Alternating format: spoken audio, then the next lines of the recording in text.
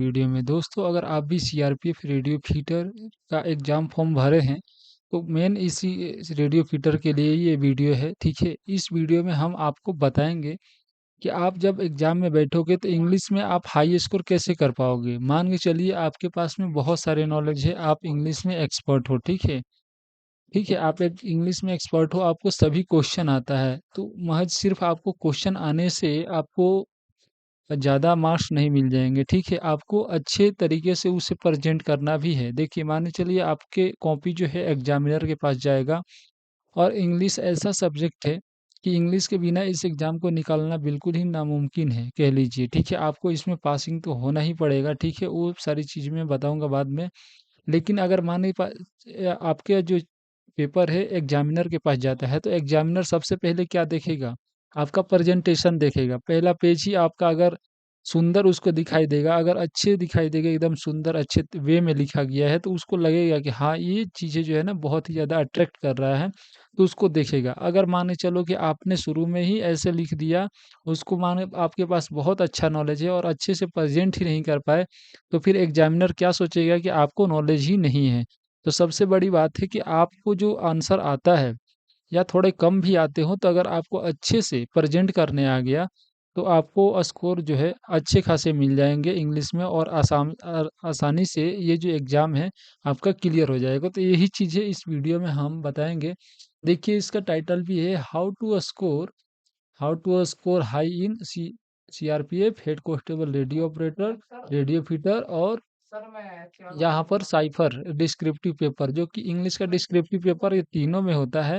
Radio operator हो चाहे radio fitter हो चाहे साइफर, तो ये तीनों के लिए ही है। खास करके अभी जो रेडियो फीटर आया है तो ये अभी लेटेस्ट में है, 2 अगस्त को इसका जो है 2 अगस्त को एग्जाम है। ठीक है, यहाँ पे मैं लिख देता हूँ, बहुत सारे को अभी भी दिक्कत होता है। 2 अगस्त को इसका एग्जाम है। ठीक है, तो यहाँ पर सबसे पहले आपको क्या करना है, जैसे 25 नंबर का जो है 25 मार्क्स का जो इंग्लिश पेपर होगा आपका, तो उसमें आपको जो भी दिया जाएगा, सबसे पहले तो पैसेज रहेगा, है ना, पैसेज रहेगा और उसके बाद में ग्रामर रहेगा। ठीक है, उसके बाद में आपका रहेगा ऐसे, है ना, ऐसे रहेगा। तो आपको इसको कैसे लिखना है, सबसे पहले तो आपको मैं बता देता हूँ, एक भी क्वेश्चन को लिखने से पहले आपको सबसे पहले तो एक आंसर शीट दिया जाएगा। जैसे कि माने चलिए हम यहाँ पर दिखाए हैं आंसर शीट, ये हमारा पूरा ये जो है ना आंसर शीट हो गया। ठीक है, हमारा ये तो उस पे आपको क्या मिलेगा, इस पे मार्जिन नहीं दिया जाएगा। ठीक है, वहाँ पे आपको क्या करना है, ये जैसे कि माने चलो कि आपका मार्जिन नहीं दिया है। ठीक है, आपको मार्जिन नहीं दिया है, तो आपको वहाँ पे आपको स्केल कैरी करना है और पेंसिल कैरी कैरी करना है। ठीक है, और उसके साथ साथ में आपको देखिए क्या क्या कैरी करना है अपने साथ में, वो मैं बता देता हूँ आपको। आपको सबसे पहले तो कैरी करना है स्केल, स्केल उसके बाद में पेंसिल, उसके बाद में ब्लैक पेन, उसके बाद में ब्लू पेन, ब्लू पेन, ये सारी चीज़ें कैरी करना है। और आंसर को कैसे लिखना है, सबसे पहले तो आपको ब्लैंक पेपर मिलेगा, ऐसे करके माने चलो आपके पास में ये जो है ब्लैंक पेपर है। ठीक है, ये माने चलिए आपके पास में ब्लैंक पेपर मिल गया और ये ब्लैंक पेपर आपको मिलेगा। ठीक है, ये ऐसे भी मिल सकता है आपको, ऐसे वाला भी मिल सकता है, तो कोई बात नहीं, दोनों में से कोई भी मिलेगा। तो आपको सबसे पहले तो मार्जिन उसको देना है। ठीक है, मार्जिन इतना देना है ताकि उसमें लिख पाओ कुछ। ठीक है, जैसे कि अब यहाँ पे आपको खुद से ही मार्जिन देना है पेंसिल से। ठीक है, हर एक पेज पे सबसे पहले तो मार्जिन आपको दे देना है। और यहाँ पर देखिए हम पूरे बना के लाए हैं, तो यहाँ पर सबसे पहले तो आपको लिख देना है यहाँ पे। ठीक है, वहाँ पे लिखा नहीं रहता है, तो सबसे पहले ऊपर में क्या करना है आपको, यहाँ ब्लैक पेन से लिखना है। ठीक है, ब्लैक पेन से आपको लिखना है यहाँ पर, एक ब्लैक पेन से आपको लिखना है आंसर शीट। आंसर शीट जो भी मतलब कि मीनिंग जो है ये वाली चीज़ है, लिख लेनी है आपको ये वाला आंसर शीट। उसके बाद में आपको क्या करना है, कभी भी किसी भी क्वेश्चन का आप आंसर देना चाहते हैं, तो सबसे पहले तो उसको इस मार्जिन जो दिए हैं इसमें आपको ब्लैक पेन से लिखना है। ठीक है, ब्लैक पेन से हेडिंग देना है, सर क्वेश्चन नंबर इतना, मान चलो 1 नंबर क्वेश्चन है तो इतना, और डैश थोड़ा सा दे देना है। उसके बाद में जो आंसर होगा वो वहाँ जहाँ से आंसर लिखेंगे वो पहले आंसर लिखना है। उसके बाद मार्जिन छोड़ करके जो हमारा आंसर शीट आंसर लिखने का एरिया है, उस एरिया में हम लिखेंगे, ठीक है। तो वहाँ पर आपको आंसर कैसे लिखना है, देखिए मैं बता देता हूँ।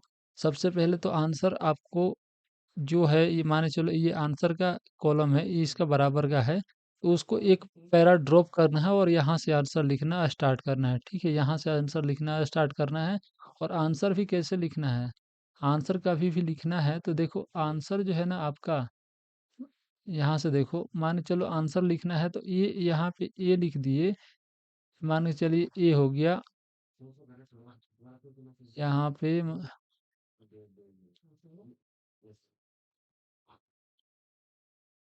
मान के चलो कि यहाँ पर लिख दिए ए बी सी, आपका एक लेटर हो गया। उसके बाद में कुछ गैप देना है, उसके बाद में दोबारा ए बी सी। माने चलो इतना होना चाहिए कि एग्जामिनर को आपके जो क्वेश्चन जो आंसर लिखे हैं वो फ्रेश फ्रेश दिखाई देने चाहिए। ये मतलब कहने का मतलब है कि मतलब गैप देना है आपको, थोड़ा सा गैप दे करके लिखना है, जिससे कि आपका पेज भी भरेगा और प्लस में साफ सुथरा भी रहेगा, तो जांचने वाले को भी मतलब दिल खुश रहेगा। इस हिसाब से लिखना है। वैसे ही माने चलो यहाँ पर क्वेश्चन नंबर 2 है, उसमें माने चलो 2 नंबर में ए बी सी करके, ए बी सी डी ऐसे करके है, तो सबसे पहले तो क्वेश्चन नंबर 2 का ए करके लिख दीजिए, फिर आंसर लिखिए ब्लू पेन से, और ये ब्लैक पेन से हेडिंग दीजिए, ठीक है। और फिर यहाँ से आंसर लिखना वैसे ही स्टार्ट करना है, ठीक है।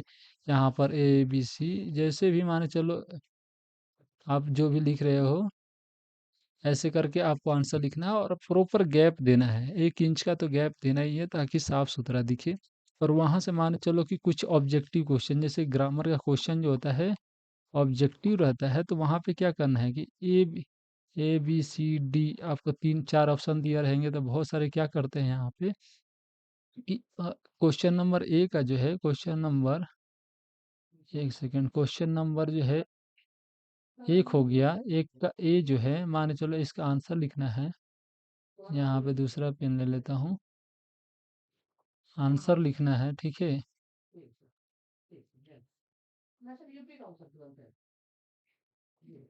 आंसर माने चलो लिखना है, ठीक है। तो यहाँ पे आपको क्या करना है,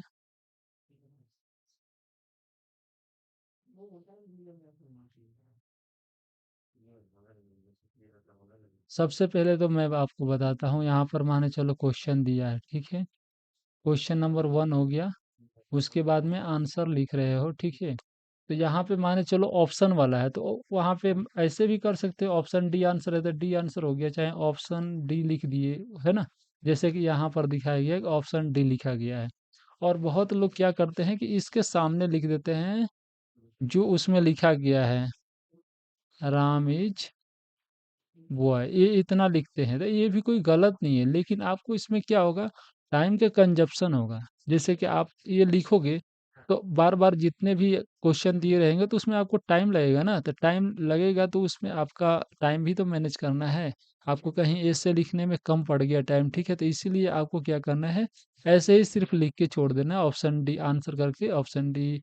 दूसरे क्वेश्चन अगर माने चलो यहाँ पे क्वेश्चन है, क्वेश्चन नंबर 2 का सी जो है, आंसर लिखोगे तो यहाँ पे लिख देना है सिंपल सा ऑप्शन सी हो गया इसका आंसर। तो इससे आपका हो जाएगा, ठीक है। अब इसके सामने ये नहीं लिखना है सीता इज गर्ल ऐसे करके। अब अगर आपका हाथ तो बहुत ही फास्ट चलता है, आप फास्ट लिखते हो तो फिर लिख सकते हो, कोई दिक्कत नहीं है, लेकिन इसको लिखने का कोई मतलब नहीं बनता है, ठीक है। एक ये होता है कि क्लैरिटी मिलता है, जो वहाँ पे रहते हैं जो लिखने वाले, ठीक है, जो देखने वाले चेक करने वाले जो होते हैं उनको क्लैरिटी मिलता है कि आप क्या लिखे हो। लेकिन वही बात हो गया कि आपको टाइम भी बचाना है, ठीक है। तो यहाँ से उससे कोई फर्क नहीं पड़ेगा कि आप क्या लिख रहे हो, ठीक है। तो यहाँ पर आपको ज़रूर लिखना है, ठीक है।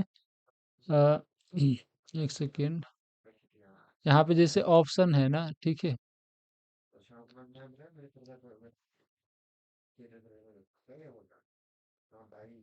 यहाँ पे ऑप्शन डी जो दिया है ऐसे लिखना है, ठीक है। उसके बाद में हम दिखाते हैं आपको ए से कैसे लिखना है। ए से जो है मेन पार्ट है, इंग्लिश का जो है मेन पार्ट जो है ए से ही है। तो ए से को आपको कैसे सुंदर लिखना है, आपको सबसे पहले तो एक आंसर शीट होगा, सबसे पहले जो ए से स्टार्ट करना है मैं बता देता हूँ आपको।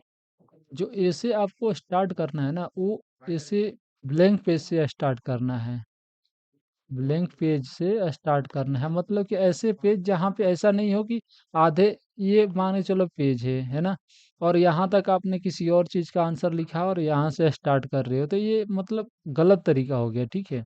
वो अच्छा नहीं लगेगा ये देखने में। तो आपको कभी भी ऐसे स्टार्ट करना है तो फुल पेज जैसे खाली है, वहाँ से स्टार्ट करना है और यहाँ से हेडिंग देना स्टार्ट करना है, ठीक है। यहाँ से हेडिंग दे देना है, जैसे मान के चलो क्वेश्चन नंबर 2 है ऐसे का, तो यहाँ पे लिख दिए, फिर आंसर लिखे, तो किस पे लिख रहे हैं?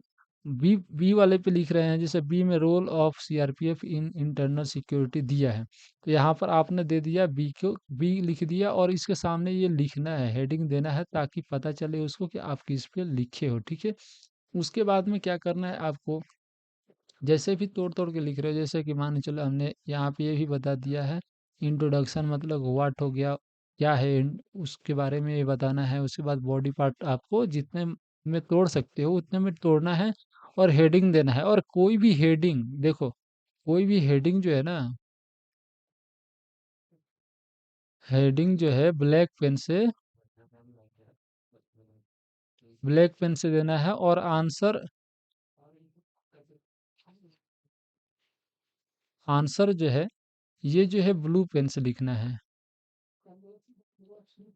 ब्लू पेन से लिखना है, ठीक है। और हेडिंग जो है आपको ब्लैक पेन से देना है, ताकि देखने में ना सुंदर लगे, अलग कैटेगराइज हो जाता है। माने चलो कि एक ही पेज पे दो पेन इस्तेमाल किया गया है, तो हाईलाइट होता है, ठीक है, तो उससे बहुत ही सुंदर दिखता है।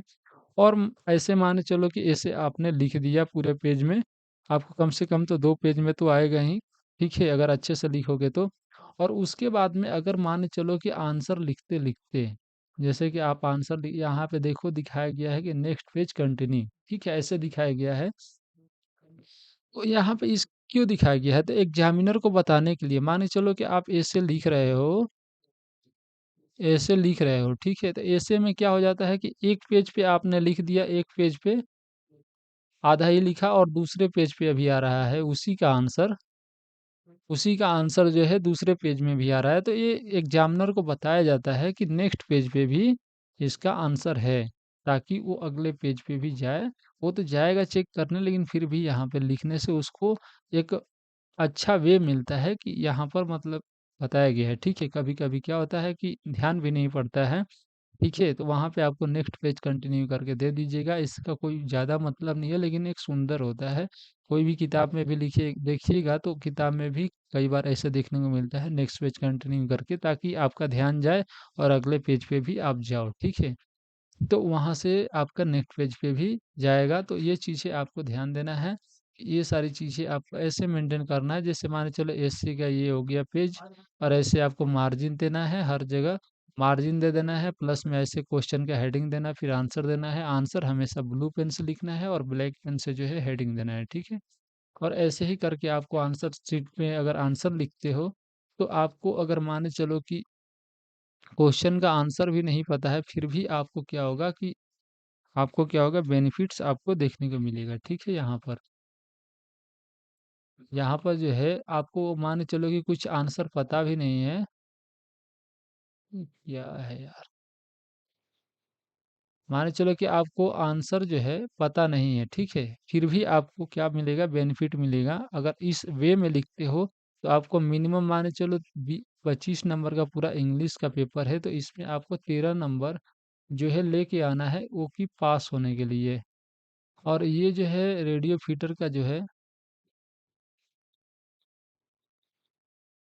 रेडियो फीटर का जो एग्ज़ाम है, इसमें इंग्लिश का बहुत ही ज़्यादा महत्व है, और इसमें आपको कम से कम 16 प्लस तो लेके आना ही पड़ेगा, इस एग्ज़ाम को निकालना है तो। और इस वे में लिखोगे तो आराम से आप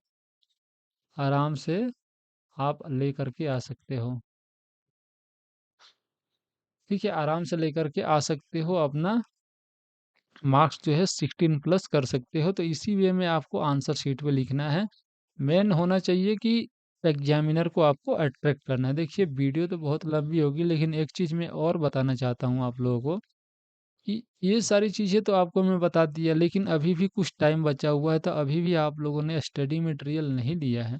तो वो आप जा करके सब एग्ज़ाम डॉट कॉम से सब एग्ज़ाम डॉट कॉम से वहाँ पे जाना है। वहाँ पे देखो 3 लाइन रहता है, ठीक है? 3 लाइन रहता है, वहाँ पे क्लिक करोगे तो वो होम पेज खुलेगा, उसके नीचे शॉप पेज खुलेगा, ठीक है?